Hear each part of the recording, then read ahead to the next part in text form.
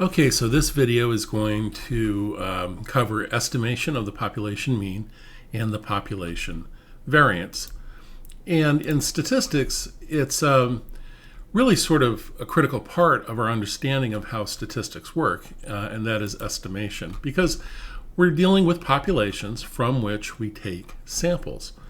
And we'll end up with, obviously, sample statistics from the collection of data that we actually get. And then there'll also be population parameters, the mean and the standard deviation in the population. Now, those two are not going to be the same, right? Because we could take an infinite number of samples from the population, and we would not expect that the sample mean would always equal the population mean, nor would we expect that the sample standard deviation would always equal the population standard deviation. So the discrepancy in the value of the sampling statistic, whether it's the mean or the standard deviation, and its corresponding population parameter is called sampling error. And we can sort of understand this kind of in a graphical way. Let's imagine that we defined our population as undergraduate psychology students at a large university, and we were interested in how the students performed on a final exam. So if we had access to all the data for all the students who took the final exam, perhaps we find that the mean mu was 81.50 with a standard deviation sigma of 8.25. Now we could sample from that population and get the mean and the sample standard deviation, right? And in this case, say for example that the sample mean was 84.5, the sample standard deviation was 7.75. So how would we calculate sampling error?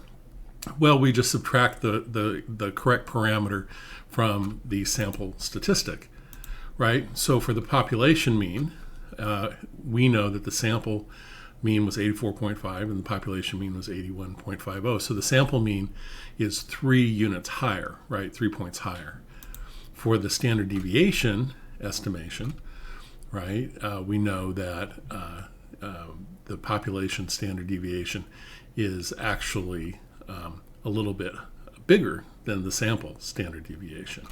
So the sampling error simply means the discrepancy between the sample statistic and its corresponding population parameter. That's all it means. It doesn't mean that something was done incorrectly in the data collection or anything like that.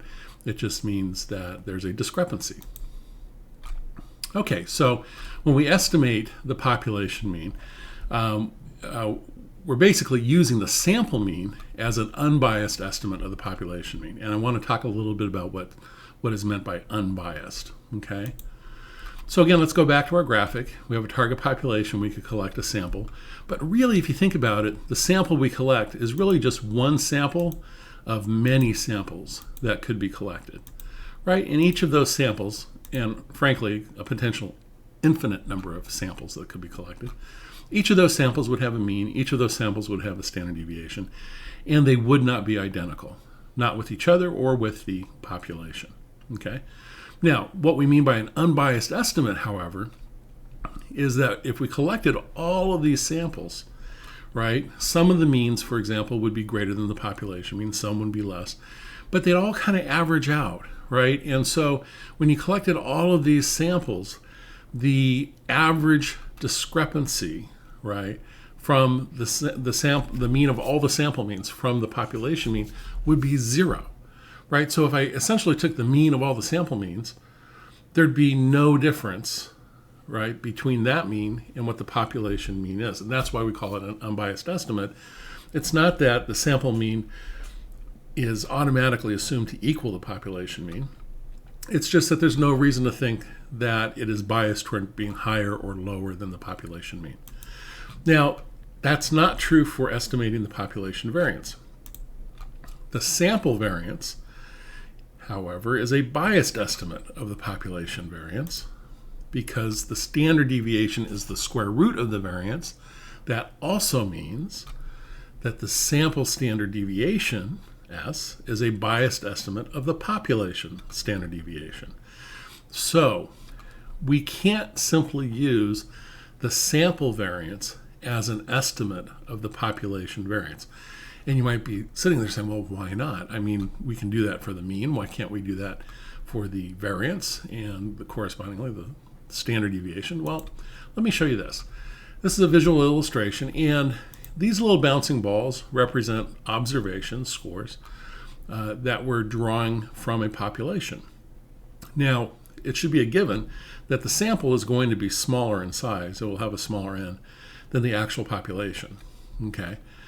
So as we're sampling, keep in mind that we are more likely to draw random samples and observations from the distribution of the population right around the center, right? That's why there's the big hump there, right? That's where most of the observations occur. So not surprisingly, when we sample from the population, we're going to see, or we're more likely to see, observations that are going to be right around the middle of the population distribution. And so it starts taking on a more normal shape in the sample as we collect more and more observations. But notice what's happened here. Even though it's beginning to look like a normal distribution, most of the observations cluster around the center. We get a few that are kind of out here in the tail. But the problem is that because it's a sample, we're really less likely to just draw randomly from the population distribution an observation that's way out in the tail by definition, right? Because the tail simply means that those are observations that you're much less likely to observe, right? So when we calculate the standard deviation for the sample that we've collected, look what happens.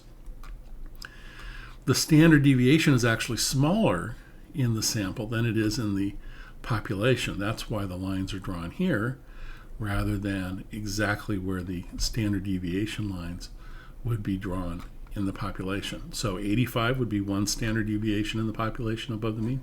75 is one standard deviation below. But that's not what the values would be for the sample, right? And this is characteristic of samples. Because the sample is less likely to include data that are in the tails of the distribution, the standard deviations correspondingly are smaller in the sample than in the population. Okay?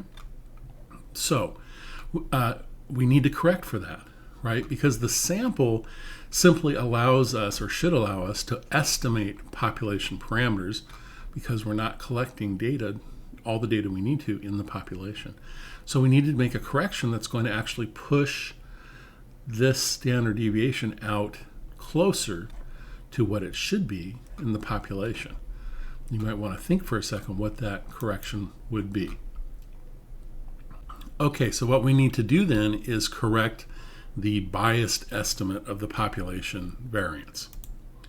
Now, we of course are going to start with the computation of the sample variance. And you will recall that the sample variance is simply sums of squared deviations, or sum of squares, divided by n. And we know that it's the sample variance because we're using lowercase s here with the square. If the square wasn't here, it would be the sample standard deviation. But since the square is here, this tells us that the sample variance equals sum of squared deviations divided by n.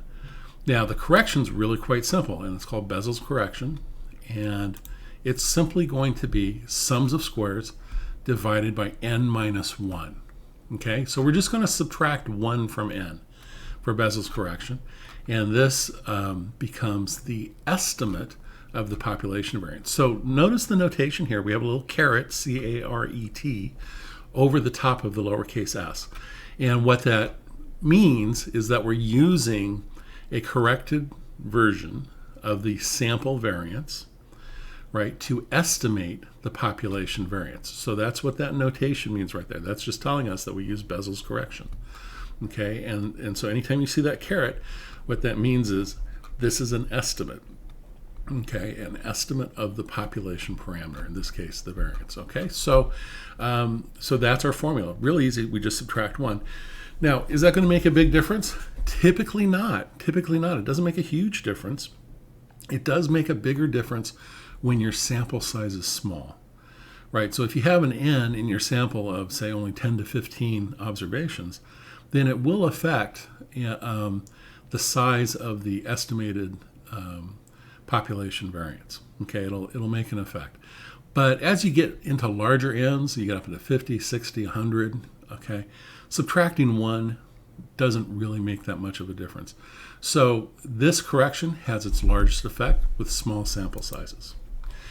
Okay, so now that that's clear, what we need to do is then differentiate between 3 different types of statistics that we could be using, right? It's really 3 different types. You have statistics that are related to the samples. So these are calculations that actually describe the sample without any thought about estimating population parameters. Then there are, of course, the statistics related to the population parameters themselves, and we use the term population parameter rather than population statistic. So we'll just say here population value. And then you have the statistics that are the corrected statistics that are used to estimate population parameters or values. Okay, so let's walk through each of these, the mean, the variance, and the standard deviation. So if you're calculating the mean of a sample, it's just the sum of x divided by n. Okay? If you're calculating the mean of a population, then it's mu, right? Notice that it's x crossbar for the sample. It's mu for the population mean. And then it's pretty much the same formula, right? The sum of x is over n for the population. But if you're estimating the population mean, notice what happens. We simply revert back to the calculation for the sample mean. It's exactly the same. Well, why is that? The reason for that is because it's an unbiased estimate. Remember, the sample mean is an unbiased estimate of the population mean. So there's no change when you're estimating the population mean from the sample mean. That is not the case with the variance, though, right? So for the sample variance, if we're just describing our sample, not trying to generalize back to the population, it's s squared equals sum squared over n, okay? For the population variance, it's sigma squared is sums of squares over n. And then notice when we get to the estimate from the sample to the population of the variance, right? It's now s with a caret on top squared equals sums of squares over n minus 1, which is Bessel's correction. Now keep in mind the standard deviation is just the square root of the variance, right? So not surprisingly, if you're calculating the sample standard deviation, you just take the square root of the variance that you calculated. If you're doing it for the population variance, right, you're just taking the square root of what you calculated in this middle row. Same thing here. If you're looking for the estimated standard deviation of the population, right, using sample data, that's why it's s with a caret on top. You're just taking the square root of what you did in the middle row here as well. Just take the square root of the estimated population variance. And that's pretty much it for this video.